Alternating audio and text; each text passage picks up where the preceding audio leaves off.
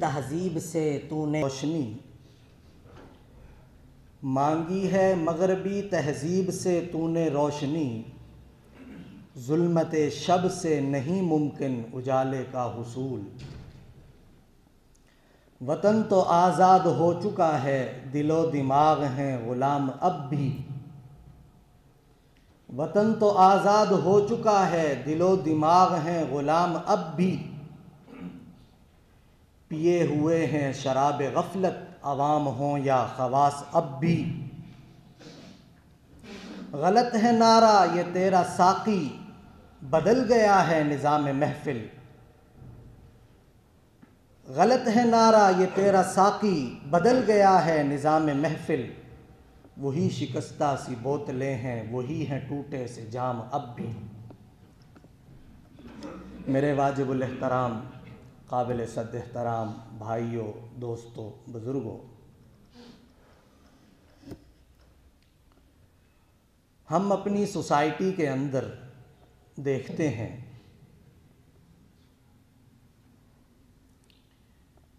کہ جب کوئی آسمانی آفت اللہ رب العزت کی طرف سے آئے تو پوری قوم، تمام لوگ یکجان نظر آتے ہیں۔ مثلاً اگر سیلاب آئے خدا نخواستہ تو ہم دیکھتے ہیں کہ حکومت، میڈیا، رفاہی ادارے، سماجی خدمتگار اور درد دل رکھنے والے لوگ تمام کے تمام اس کوشش اور اس فکر میں لگے ہوتے ہیں کہ کسی طرح قیمتی جانوں کو بچایا جائے، کسی طرح اموال کو بچایا جائے۔ یہ ایک سیلاب ہے، اور دوسری طرف ایک سیلاب جو بڑی تیزی کے ساتھ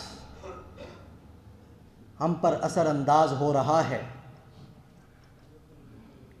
وہ سیلاب ہے مغربی کلچر۔ مغربی کلچر کا بڑھتا ہوا رجحان اور ہمارے معاشرے پر اس کی گرفت اتنی مضبوط ہو چکی ہے کہ آئے دن اس میں اضافہ ہوتا چلا جا رہا ہے۔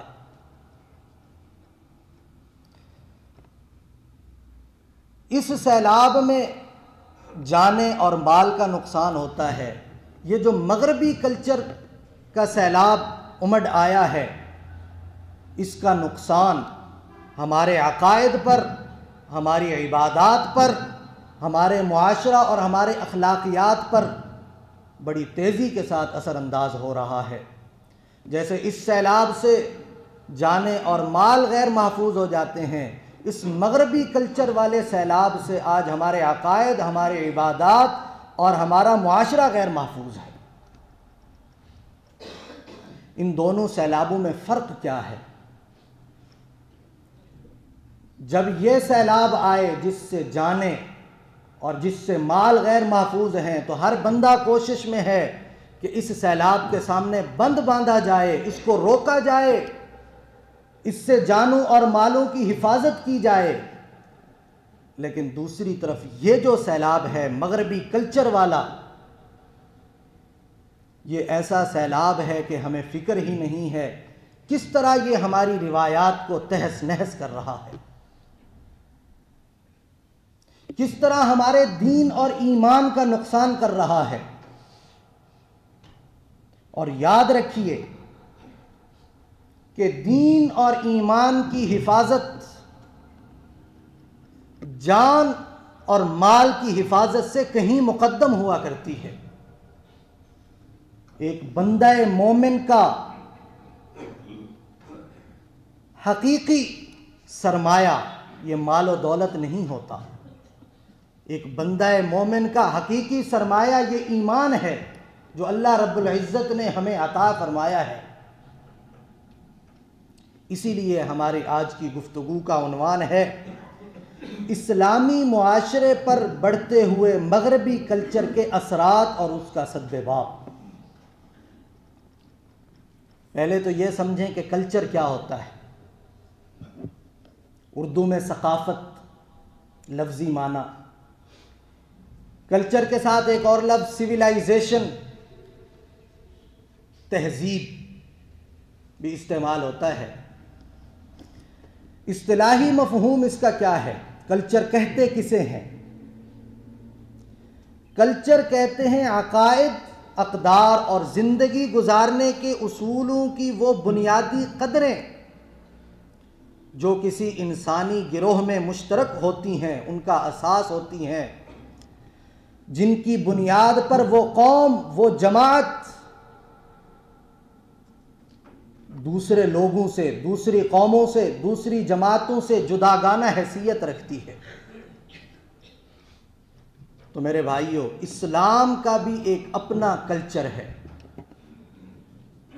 جو اسلامی کلچر کہلاتا ہے.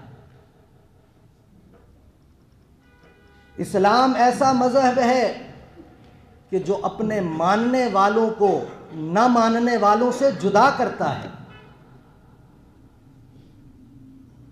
اسی بنیاد پر یہ ملک پاکستان حاصل کیا گیا. دو قومی نظریہ یہی تو ہے کہ ہم اور ہیں، وہ اور ہیں، ہمارا اکٹھا رہنا مشکل ہے، اسی لیے ان کا ملک الگ ہونا چاہیے، ہمارا الگ ہونا چاہیے. یہی دو قومی نظریہ ہے.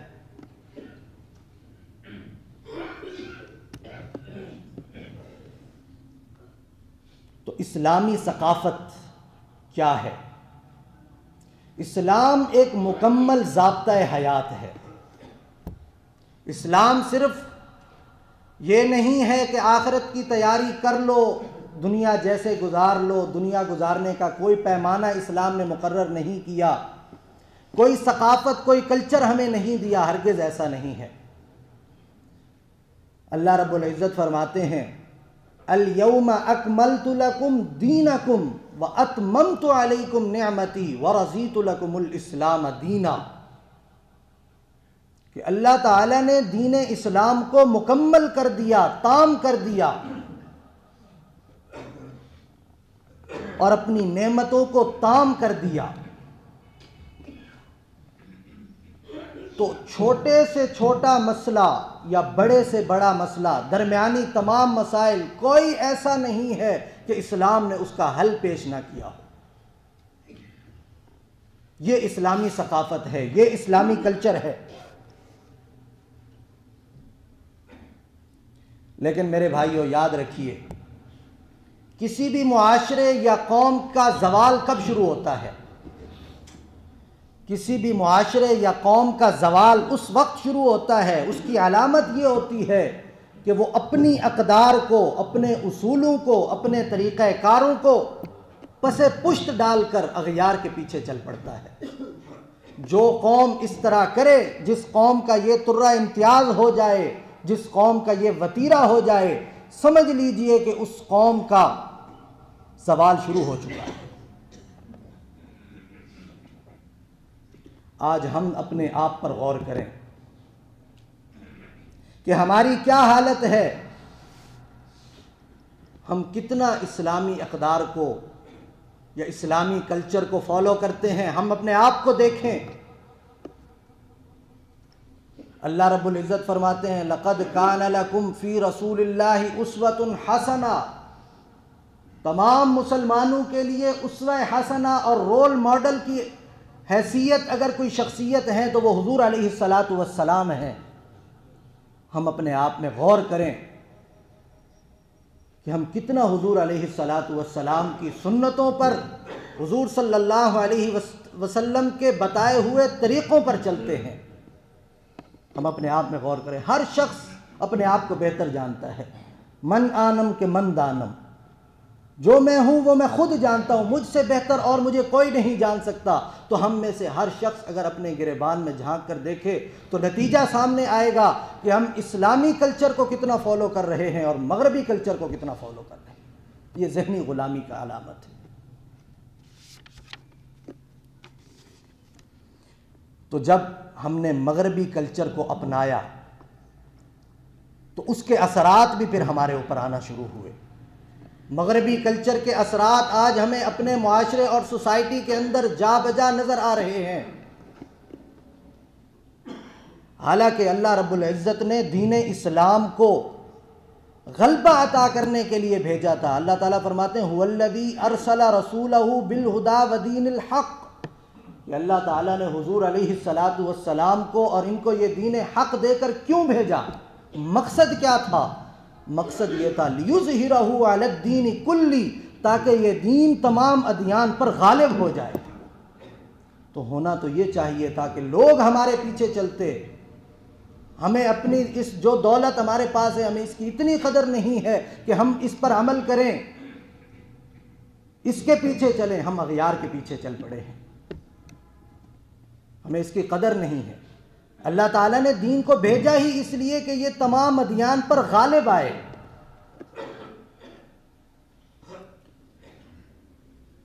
تو یہی تو پھر وجہ ہے کہ آج ہر جگہ ہمیں مسلمان مغلوب نظر آتے ہیں۔ حضور علیہ السلام نے ایک موقع پر فرمایا کہ ایک وقت آئے گا کہ لوگ تم پر ایسے جمع ہوں گے جیسے بھوکے دسترخوان پر جمع ہوتے ہیں۔ صحابہ کرام رضوان اللہ علیہم اجمعین بڑے حیران ہوئے، پوچھا یا رسول اللہ صلی اللہ علیہ وسلم کیا اس وقت ہم تعداد میں کم ہوں گے؟ تو حضور صلی اللہ علیہ وسلم نے جواب دیا نہیں، تعداد بہت زیادہ ہوگی۔ پھر کیا ہوگا؟ فرمایا حب الدنیا و کراہیت الموت، کہ تمہارے اندر دنیا کی محبت اور موت سے نفرت آ جائے گی۔ موت سے نفرت کیوں آئے گی؟ تیاری نہیں ہوگی۔ اور پھر حضور علیہ السلام نے فرمایا ان بدأ الاسلام غریبا وسیعود غریبا، کہ دین کی جب ابتدا ہوئی، دین اسلام کی، تو اس کی حیثیت ایک اجنبی کی سی تھی۔ جیسے اجنبی کو انسان دیکھتا ہے کہ یہ کوئی نئی بات ہے، نیا آدمی ہے، تو دین اسلام کی جب ابتدا ہوئی تو سب کو اجنبی لگا، اوپرا لگا۔ فرمایا ایک وقت آئے گا کہ یہ دین پھر اجنبی ہو جائے گا۔ لیکن بڑے افسوس کی بات یہ ہے کہ جب دین کی ابتدا ہوئی، دین اجنبی تھا، وہ اپنوں کے لیے نہیں تھا، غیروں کے لیے تھا۔ جب سیدنا صدیق اکبر رضی اللہ عنہ، فاروق اعظم رضی اللہ عنہ، سیدنا عثمان غنی رضی اللہ عنہ، سیدنا علی المرتضی رضی اللہ عنہ ایمان لے آئے، تو اب ان کے لیے یہ دین اجنبی نہیں تھا۔ دین اجنبی تھا کس کے لیے؟ ابو جہل کے لیے، ابو لہب کے لیے، عتبہ شیبہ ربیہ کے لیے۔ لیکن آج بڑے افسوس کے ساتھ کہنا پڑ رہا ہے کہ دین اجنبی ہے ہم مسلمانوں کے لیے۔ دین اجنبی ہو چکا، اس وقت دین اجنبی تھا اغیار کے لیے، آج اپنوں کے لیے اجنبی ہو چکا ہے۔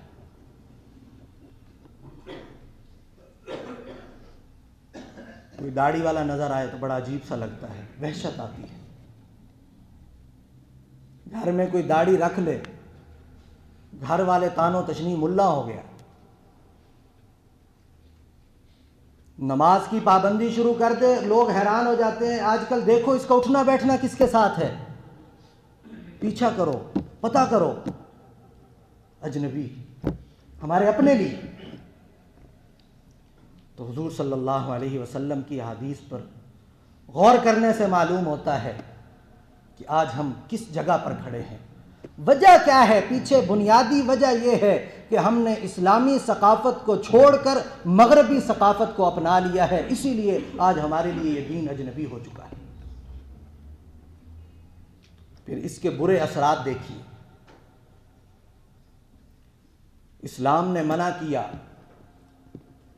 کہ رشوت نہیں لینی، الراشی والمرتشی کلاہما فی النار، رشوت لینے والا رشوت دینے والا دونوں جہنمی ہیں۔ آج اس کے عنوانات بدل دیے گئے۔ آج رشوت مٹھائی ہے، یہ مٹھائی کھلائیے، رشوت ہے۔ عنوان خوبصورت کر دینے سے کوئی چیز اچھی نہیں ہو جاتی، شراب کا نام دودھ رکھ دینے سے وہ شراب حلال نہیں ہو جاتی۔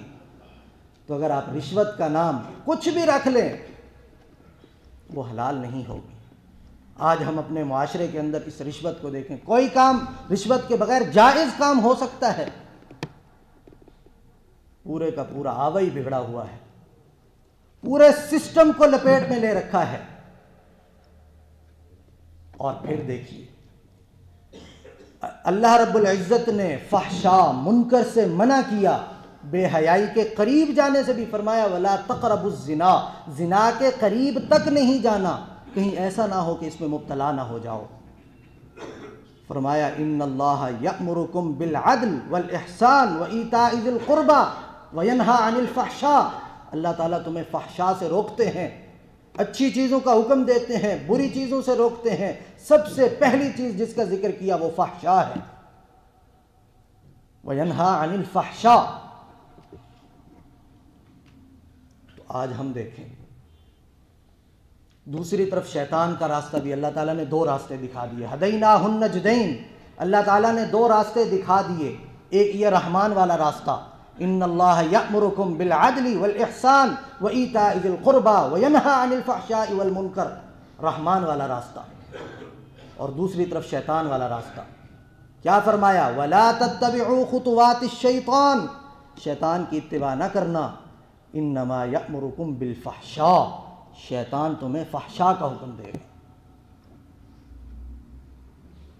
اور پھر کتنی احتیاط، کتنی احتیاط، مومن مردوں مومن عورتوں تمام کو حکم کیا دے دیا گیا، اپنی نظریں جھکی ہوئی رکھیں، نظریں جھکا کے رکھیں، کہیں غیر محرم پر نظر نہ پڑ جائے۔ قل للمؤمنین یغضوا من ابصارہم، نظریں جھکاؤ گے ویحفظوا فروجہم، شرمگاہوں کی حفاظت ہوگی۔ قل للمؤمنات یغضضن من ابصارہن، مومن عورتیں بھی اپنے نظروں کو جھکا کر رکھیں۔ ازواج مطہرات سے پاک دامن اور کون ہو سکتا ہے؟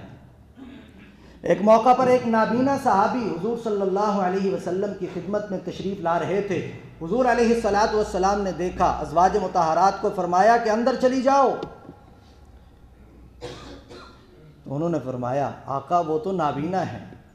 تو حضور صلی اللہ علیہ وسلم نے فرمایا وہ نابینا ہے، تم تو نابینا نہیں ہو، اس لیے اندر جاؤ۔ آج اسی فحشاء کو روشن خیالی کا نام دے دیا۔ روشن خیالی یہی تو ہے، اور کیا ہے؟ تو میں نے عرض کیا کہ چیزوں کے اچھے عنوانات رکھنے سے وہ چیز اچھی نہیں ہو جایا کرتی، اس کی حقیقت اور اصل اچھی ہونی چاہیے، تب وہ اچھی ہوگی۔ اور یانیت اور فحاشی کا سیلاب ہمارے معاشروں میں امڈ آیا ہے۔ پیچھے یہ مغربی کلچر کے جو ہم فالوورز ہیں، اس وجہ سے ہم پر یہ اللہ رب العزت کی طرف سے مصیبت نازل کی گئی ہے۔ اگر اس کا سدباب نہ کیا گیا، اگر خدا نخواستہ معاملہ یوں ہی چلتا رہا تو پھر ہمارے حالات بھی ان جیسے ہوں گے۔ ان کا کیا حال ہے؟ بچہ پیدا ہوتا ہے، اکثریت کو اپنے والد کا ہی نہیں پتہ، میرا والد کون ہے۔ شادی سے اتنا دور ہوتے چلے جا رہے ہیں، اب شادی سے زیادہ ترجیح کس کو دے رہے ہیں؟ لیو اینڈ ریلیشن شپ، اکٹھے رہو، میاں بیوی کی طرح رہو، کون ان پابندیوں میں رہے۔ یہ ان کا کلچر ہے جو ہمارے سامنے بڑا خوبصورت اور روشن نظر آتا ہے۔ یہ ان کا کلچر ہے، انسانیت سے گھرا ہوا کلچر، حیوانات سے ملتا جلتا کلچر۔ ہماری حالت کیا ہے کہ خوبصورت کھانا ہمارے سامنے ہے، طرح طرح کی اشیاء ہیں، ہم انہیں چھوڑ کر ایک گندگی کے ڈھیر پر پڑا ہوا بدبودار کھانا ہے اس کے پیچھے جا رہے ہیں۔ یہی مثال ہے اسلامی اقدار، اسلامی کلچر کو چھوڑ کر اغیار کے پیچھے چلنے کی۔ کیا ہے ان کا کلچر؟ مرد مردوں سے شادی کر رہے ہیں، عورتیں عورتوں سے شادی کر رہی ہیں، اور پھر یہ فحاشی، یہ عریانی اس قدر اس معاشرے میں پھیل چکی ہے کہ اگر کوئی اعتراض کرے تو قانون حرکت میں آتا ہے، قانون ان کو تحفظ فراہم کرتا ہے۔ دوسری طرف اسلام کا جو کلچر ہے، اسلام نے ہمیں جو معاشرہ دیا، اسلام نے جو ہمیں تعلیمات دی، بڑی پاک صاف تعلیمات ہیں، ہم ان کو چھوڑ کر ان کے پیچھے چلیں گے تو پھر خدا نخواستہ اگر یوں ہی چلتے رہے تو معاملہ کہاں جا سکتا ہے، آپ اب سمجھ سکتے ہیں۔ آج ہماری حالت کیا ہے؟ اسلام نے حکم دیا عورت بے پردگی کی حالت میں باہر نہیں نکلے گی۔ حضور علیہ الصلاۃ والسلام نے فرمایا ایما امرأۃ، جو عورت بھی استعطرت، عطر لگا کر، خوشبو لگا کر گھر سے باہر نکلے گی، فمرت علی قوم، کسی قوم پر گزرے گی، لیجدون ریحہا، تاکہ وہ اس کی خوشبو سونگیں، اس کی خوشبو وہ پا لیں گے، تو حضور علیہ الصلاۃ والسلام نے فرمایا فہی زانیہ، یہ عورت بھی زنا کرنے والی ہے۔ آج ہم اپنے حالت پر غور کریں، ایسا ہو رہا ہے کہ نہیں ہو رہا؟ گھر گھر کی کہانی ہے۔ تو ہمیں اپنے آپ کو اس چیز سے روکنا ہوگا۔ حضور صلی اللہ علیہ وسلم نے فرمایا فحاشی کی کوئی بھی شکل ہو، ما کان الفحش فی شیء، کسی بھی چیز میں اگر فحاشی آ گئی، کوئی بھی شکل لے کر آ جائے، چاہے وہ بظاہر اچھی بھی نظر آ رہی ہو، فرمایا شانہ، وہ معیوب ہے۔ اور ہر وہ چیز جس کے اندر حیا آ جائے، کوئی بھی عمل ہو، حیا اس کے اندر آ جائے، تو فرمایا یہ خوبصورت عمل ہے۔ آج ہماری حالت کیا ہے؟ مغرب کے پیچھے چل کر بچوں کی تربیت کرنے کا ٹائم ہی نہیں ہے، تربیت کا فقدان ہے، پھر ہم روتے ہیں کہ ہماری اولاد نافرمان ہو رہی ہے، پھر پریشان ہوتے ہیں۔ ماں جب سارا دن باہر ہوگی، بچے آیا کے ہاتھوں میں ہوں گے، صبح پھر دفتر کی تیاری ہوگی، تو بچوں کی تربیت کا وقت کہاں سے ملے گا؟ جن بچوں کے لیے سارا دن مارے مارے پھر رہے ہیں، کل انہی کے بارے میں پوچھ ہونی ہے کہ ان کی کیا تربیت کی، ان کو کیا دین سکھایا۔ آج ہمارے پاس ان کو دین سکھانے کا، ان کو وقت دینے کے لیے ٹائم نہیں ہے، جن کے لیے محنتیں ہو رہی ہیں۔ اور پھر ذرائع مواصلات، کمیونیکیشن، دیکھیں مغرب کے پیچھے چل کر کہاں آ کر کھڑے ہیں۔ آج کل بڑا مشہور واقعہ وہ ننھی زینب والا جو مشہور ہے، پیچھے جائیں تو کیا ہے؟ یہی مغربی کلچر ہے۔ آج ایک رپورٹ چھپی 2010 میں، اس میں کیا تھا کہ انٹرنیٹ پر سب سے زیادہ نازیبا الفاظ سرچ کرنے والے پاکستانی ہیں۔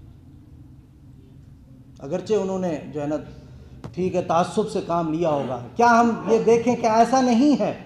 قصور کا 6-7 ماہ پہلے ایک واقعہ ہوا بچوں کے حوالے سے، ویڈیوز بنا کر وہ فروخت کیا کرتے تھے، یہ ننھی زینب کا پھر آ گیا۔ تو ہم کس طرف جا رہے ہیں؟ اسلام ہمیں یہ سکھا رہا ہے، اسلام تو کیا ہمیں تعلیمات دے رہا ہے، اور ہم کن کی تعلیمات کے پیچھے چل رہے ہیں، پھر نتائج ایسے ہی آئیں گے۔ تو میرے بھائیو، ضرورت ہے اس امر کی کہ اس گندگی کو اپنے ذہنوں سے نکالیں، اور اسلامی اقدار اور اسلامی کلچر کو اپنے ذہنوں میں جگہ دیں، کیونکہ جو اسلام کے پاس ہے کسی کے پاس نہیں ہے۔